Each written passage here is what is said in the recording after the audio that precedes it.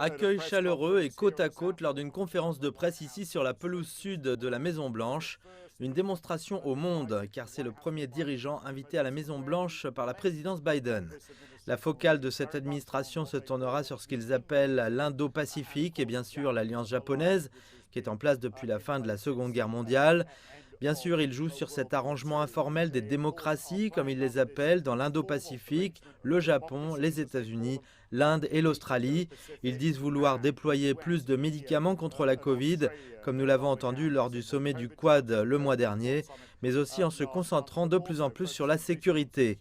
Beijing considère ce vague regroupement comme essentiellement un exercice d'isolement de la Chine, et aussi Joe Biden disant qu'il y aura une coopération sur la chaîne d'approvisionnement quand il s'agit de la 5G et au-delà des technologies des communications et aussi des semi-conducteurs.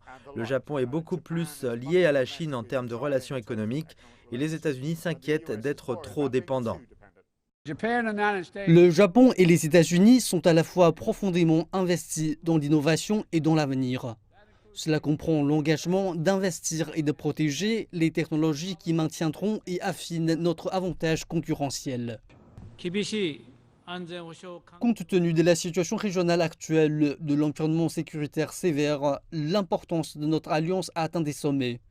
Sur la base d'une telle reconnaissance commune, et au sommet d'aujourd'hui, nous avons engagé des échanges de vues profonds et francs sur les principes politiques de l'autre, les défis auxquels chacun de nos pays est confronté, notre vision commune et d'autres questions. Le Premier ministre Suga a un équilibre difficile au travail. Ils dépendent fortement de la sécurité de Washington, ils dépendent aussi essentiellement du commerce entre la Chine et le Japon. Quand il s'agit des questions de Taïwan très délicates, parce que les États-Unis ont été très critiques sur les actions de Beijing récemment, et davantage d'implication du Japon à Taïwan, même une défense potentielle de l'île, soulèverait de vrais problèmes historiques compte tenu de l'histoire entre Tokyo et Taipei. Il va être très intéressant de voir comment cette visite est vendue au peuple japonais et au peuple américain aussi, en particulier car il y a de profondes différences entre Séoul et Tokyo, alliés clés, qui ont d'abord été visités par le secrétaire d'État américain, surtout quand il s'agit de dévoiler une nouvelle politique quand il s'agit de Pyongyang, la RPDC. Il y a beaucoup de sujets de préoccupation quand il s'agit de l'Indo-Pacifique, mais vous pouvez dire que c'est là que l'administration Biden veut se concentrer.